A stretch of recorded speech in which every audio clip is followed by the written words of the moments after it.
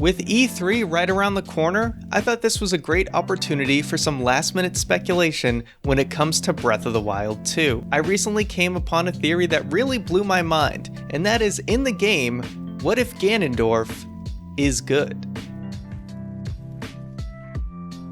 Hey, what's going on, guys? It's Ryan here from GameEssays. This channel is all about covering some of my favorite game series, including The Legend of Zelda and Pokemon. If you enjoy the content on this channel, I highly encourage you to both like and subscribe, as when we hit 1,000 subscribers, this ocarina that you see behind me, I'm going to learn how to play it. I'm going to play some Zelda songs. I'm going to embarrass myself, but I think it's going to be also a lot of fun. Getting into today's video, we're talking about the good Ganondorf theory. Straight out the bat, this is not my theory. I did not come up with it. I first heard it on the channel GameOverJesse, which I'm sure a lot of you are familiar with, and I believe HyruleGamer also recently did a video on it. The theory essentially states that Ganondorf in Breath of the Wild 2 will actually be a good character or some sort of misunderstood character that was actually a hero 10,000 years ago. This basically derives from both the Breath of the Wild 2 trailer and the tapestry that depicts what happened 10,000 years ago during the cutscene with Impa,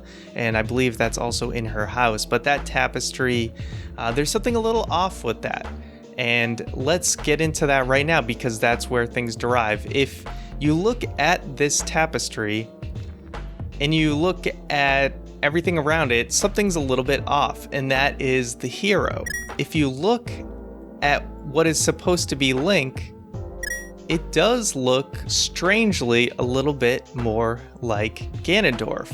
You see the long flowing red hair, and, you know, the sword, people might say, well, that's clearly supposed to be the Master Sword, and I would agree, it most likely is, but is it possibly just generic enough that it could be potentially any sword? But again, the hero just doesn't really look at all like Link. But then if you look at Zelda behind Ganon here, this very much looks exactly like what we would expect Zelda to look like. But you can see that there is creative license there. So I fully admit that they're probably, just for artistic reasons, they are choosing to have things look a little bit different to stylize it. But I do find it interesting how they made Zelda look so much like Zelda in this, yet Link really doesn't look anything at all like Link. So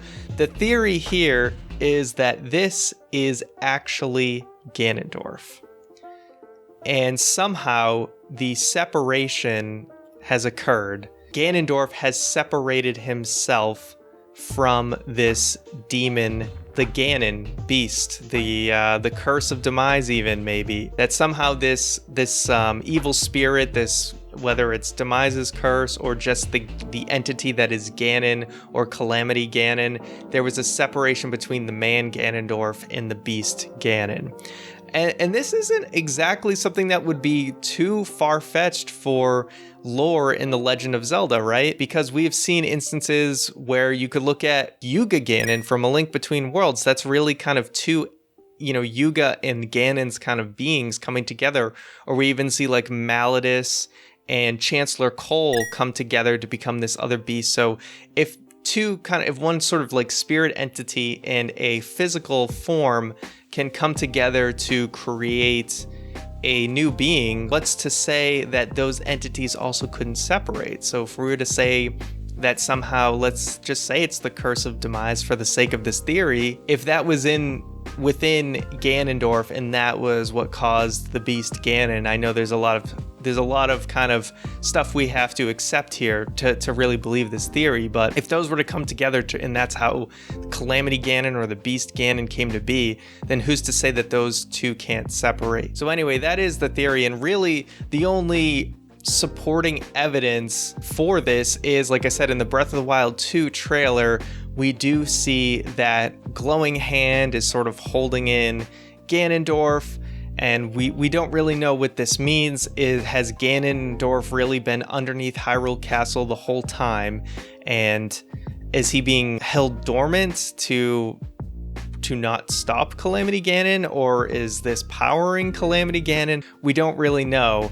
But it's interesting to think that what if Ganon in this state was holding back Calamity Ganon this whole time? It's really interesting to think about. Like I said, really the only supporting evidence is if this tapestry that they showed us in Breath of the Wild was meant to kind of have us just accept that it's Link, but then they had plans for Breath of the Wild 2 that they were going to pull a 180 on us and be like, no, that's actually Ganondorf, and Ganondorf is good. So I think this is really fun to think about. Do I think that this is actually going to be the case? I highly doubt it. I really highly doubt it, but I thought it was just a really fun theory to think and discuss. And I'll tell you the reasons why I don't think this is going to be the case. First of all the evil spooky eyes in the Breath of the Wild 2 trailer. I mean, maybe they're doing this as like a red herring to make us think he's evil in this game. But the main reason I would say is that Nintendo doesn't really want to confuse their audience in the way of having, they like to keep things very simple. You know, I know sometimes you can play as Bowser and stuff in like Smash Brothers and Mario Kart and stuff like that, but they tend to keep the bad guys bad. Although I do believe in Bowser's Fury, you do play with me. I haven't played with it, but I think you have Bowser Jr. assisting you. Correct me if I'm wrong on that. But I feel like they wouldn't want to just have one game where Ganondorf is randomly a good guy. But I could be wrong. I just feel like they don't want to justify, have this guy who does all these terrible things and then basically make him a sympathetic character. I just don't see it happening, but like I said, they have made Bowser Jr. a more friendly character, if I'm not mistaken, in Bowser's Fury. So anything could really be possible, and it's fun to think about. I don't think it's gonna happen.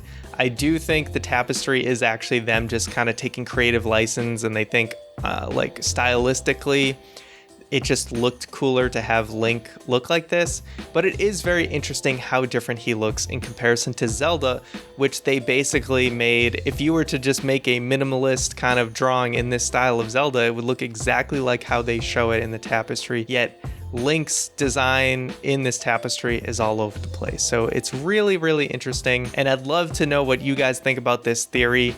I thought it was really fun to speculate on, but who knows? And I'm excited with Breath of the Wild 2 news coming up in just a couple weeks, and I'll definitely give my take on whatever information comes out. So I'm excited for that. And again, let me know what you guys think in the comments, and I will see you guys next time.